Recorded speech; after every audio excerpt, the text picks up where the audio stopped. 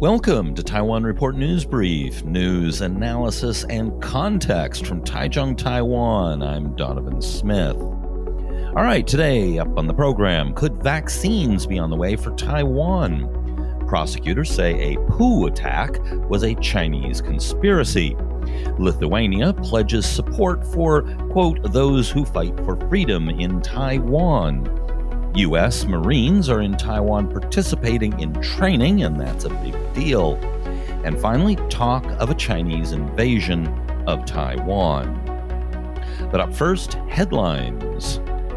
Bubble tea emojis have been approved and added to Unicode 13.0 and Emoji 13.0 this year.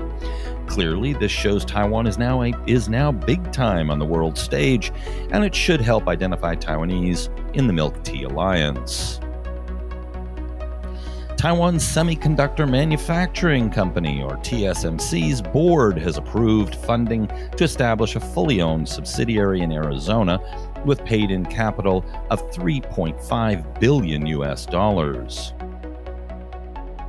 The Directorate General of Budget Accounting and Statistics announced that the number of employees in the nation held steady in September from 1 month earlier at 7.95 million, while the average monthly take-home pay rose 2.11% year-on-year to 42,757 NT. However, the number of people employed is 67,000 lower than pre-pandemic levels.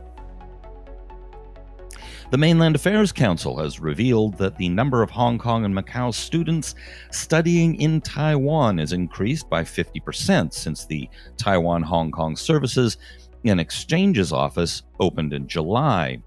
The office will next year receive an additional 30 million NT to boost services.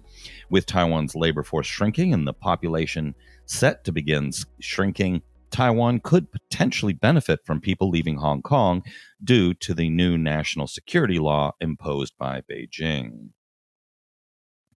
According to the Foreign Ministry, Taiwan will be donating $100,000 US to the Caribbean nation of Belize to help repair damage caused by the calamitous storm Eta. Belize diplomatically recognizes Taiwan. President Tsai has appointed retired TSMC founder Morris Chang to represent Taiwan at the leaders' meeting of the Asia-Pacific Economic Cooperation Forum, scheduled to open on November 20th. This year, the meeting will be held virtually. This is the third time she has appointed Chang as representative. Unlike other APEC members, Taiwan's president isn't allowed to attend due to, you guessed it, opposition from China. There is a, quote, possibility that Taiwan will be able to purchase Pfizer and BioNTech SE's promising COVID-19 vaccine through the COVAX allocation plan, according to a Central Epidemic Command Center official. COVAX is a global vaccine allocation plan through which countries can sign up to purchase COVID-19 vaccines. The vaccine is currently in third-stage human trials and is likely to become the first COVID-19 vaccine to be authorized for use, and early data shows it to be 90% effective. They hope to get the vaccine starting in the first quarter of next year. There are also ongoing trials of locally developed vaccines. Back on October 16th, a man reportedly entering Aegis Restaurant, which provides employment to Hong Kong political refugees, and splashed the kitchen and a female employee with chicken poo, feathers, and bones. Another man stayed outside to act as a lookout, and he recorded the incident. The restaurant has been closed since then, but is scheduled to reopen on November 11th. The restaurant was opened in April by a Hong Kong lawyer and politician who provided free legal services to demonstrators arrested during pro-democracy protests in Hong Kong last year. Prosecutors have now indicted 4 on charges of intimidation, property damage, public insult, and physical injury, and said their actions had caused significant harm and fear among Hong Kongers who have fled to Taiwan for fear of political persecution. According to prosecutors, the four men, all Taiwanese, were hired via a Taiwanese man living in China by an unidentified Chinese national to carry out the attack. In short, it is a Chinese conspiracy, though it doesn't likely involve the Chinese government. The Taiwanese man got in touch with one of the four online who recruited the others. They received 60,000 NT in total. Lithuania's new ruling coalition has agreed to commit the incoming government to support, quote, those fighting for freedom in Taiwan. The Lithuanian coalition agreement, signed by leaders of the Homeland Union, Liberal Movement, and Freedom parties, binds the new government to carry out a values-based foreign policy. Quote, we will actively oppose any violation of human rights and democratic freedoms, and will defend those fighting for freedom around the world from Belarus to Taiwan, they said. The newly elected Lithuanian lawmakers are scheduled to assume their posts later this month. The clause in the agreement that supports Taiwan was added at the request of the Freedom Party. The Freedom Party proposed including a paragraph which read, quote, to actively support Taiwan's independence recognition and statehood aspirations. But the final version was modified to supporting all freedom fighters, according to the Baltic Times. It's a shame it was watered down, but it is still positive. Taiwan's Foreign Minister Joseph Wu thanked the Lithuanian ruling coalition for its support, saying that the phrases values-based foreign policy and defend those fighting for freedom, quote, roar like thunder. The Chinese embassy in Lithuania has previously expressed its disapproval of the Freedom Party's support of Taiwan's independence. Quote, the embassy expresses strong indignation and firm opposition. There is only one China in the world, and Taiwan is an inalienable part of Chinese territory, the embassy said in a statement. Like Taiwan, Lithuania is a small nation under threat from a powerful authoritarian neighbor, in their case, Russia, with which it shares a southern border. It was also subjugated and forced into the Soviet Union and achieved freedom on a similar timeline to Taiwan. If any of our listeners are Lithuanian, let me be the first to express gratitude for your nation's support. Members of the United States Marines have begun a training operation in Taiwan to help boost combat readiness, the Navy confirmed Monday. Amphibious training exercises led by a group of visiting Marine raiders were described as routine by Naval Command. Aside from the revelation that a handful of Marines are stationed at AIT, this is the first public acknowledgement of American troops in Taiwan by the Taiwan side since Washington and Taipei ended formal diplomatic ties in 1979, and the U.S. ended the two countries' military treaty. From the U.S. side, the U.S. military did post a picture of troops conducting joint training in Taiwan some months back on social media. UDN is reporting that other training exercises have been taking place.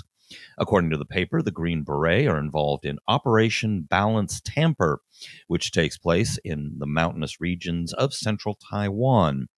Also present every year are the U.S. Navy SEALs, who train Taiwanese frogmen off the coast of Taiwan's Penghu Islands in Operation Flash Tamper.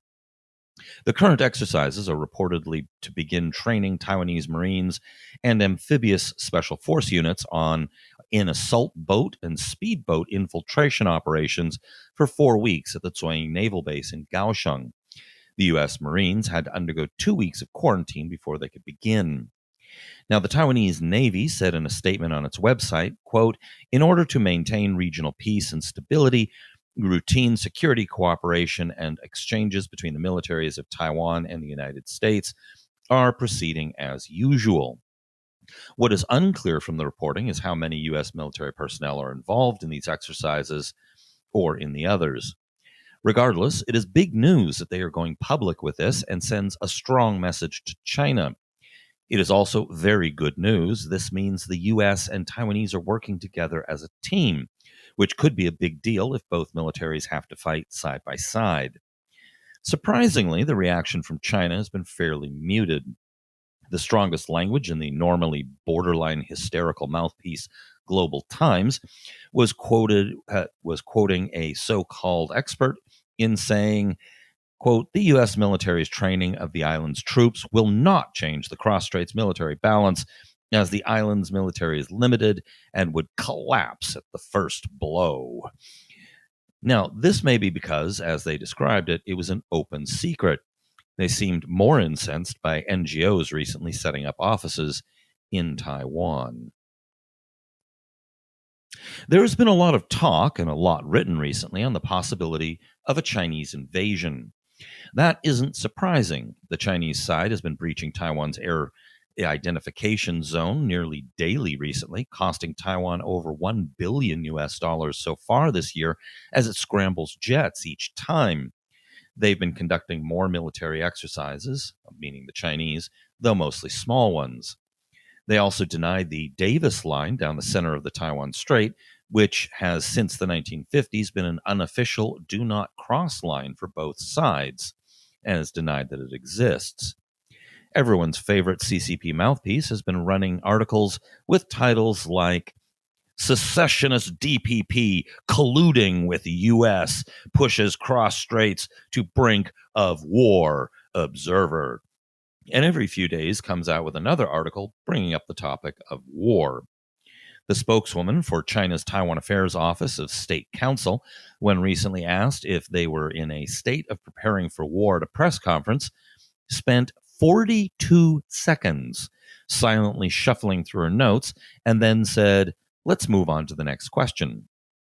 Now, part of the spike is also concern that the PRC will use this messy period between the election and the inauguration in January in the United States as an opportunity to strike. Even Foreign Minister Joseph Wu warned China could take advantage of uncertainties caused by the U.S. presidential election to increase military pressure on Taiwan. Now, speculation of invasion comes in three variants: a total invasion of all of Taiwan's territory, an invasion of the islands close to China, like Jinmen, Matsu, or Penghu, or to pick off Taiwan-held islands in the South China Sea. The first is basically impossible to pull off before the U.S. inauguration.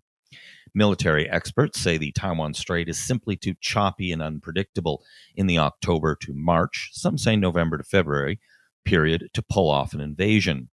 That would probably include Penghu. Plus, it would take months to prepare logistically for such a huge invasion, and there is no sign they're doing that. The other scenarios are probably doable, though. Taking Jinmen or Matsu, which are just off China's coast, would still be a very costly move and logistically tricky, but no one today thinks the islands would be defensible for very long. Taking Taiwan's islands in the South China Sea would probably be easy for China to do. Indeed, recent exercises held by the People's Liberation Army Navy in the region sparked fears they were planning to do just that, using the exercises as cover. But the question is, will they? Well, they've already done so, most recently taking Scarborough Shoal from the Philippines in 2012. The Philippines protested and had hoped to invoke their defense treaty with the United States, but the United States declined to get involved. The PRC flat out told then President Obama that they would not militarize their islands in the South China Sea. They lied. The giant variable here is that since Xi Jinping has consolidated so much power, it really comes down to what is in his head, and we can't peer into it, so we don't know. However, it still seems not terribly likely in the near future. The situation is tense, and it could lead to a wider war with the United States, which could be catastrophic. That, at least, would be the logical way of looking at it. But again, Xi may calculate the U.S. won't get involved, and the increased pressure on Taiwan would be worth it. Longer term, things look less reassuring. Ian Easton, who literally wrote the book on the subject, The Chinese Invasion Threat, recently wrote a piece in the Taipei Times entitled Ian Easton on Taiwan, Think China's Aggression is Alarming Now? Just Wait. That was quite alarming. His previous assessment is that it would be very tough for China to invade Taiwan, but things are changing. In the article, he states, if nothing major changes in favor of the democracies, from 2020 onwards, the PLA will likely see its calculated probability of wartime success increase with each passing year. Invading Taiwan will get easier and easier for the Chinese Communist Party to seriously contemplate. War is the ultimate strategic gamble, and the odds are increasingly for it. He also says, there is no question that Taiwan alone could make the CCP pay a terrible price. Any invasion and occupation of Taiwan in the 2020s would almost certainly cost Beijing at least hundreds of thousands of young Chinese lives and trillions of dollars. The problem, of course, is that CCP elites could decide these costs are relatively small compared to the tremendous value they place on the prize. Chairman Xi has made conquering Taiwan the one and only goal of his China Dream strategy that can be objectively measured.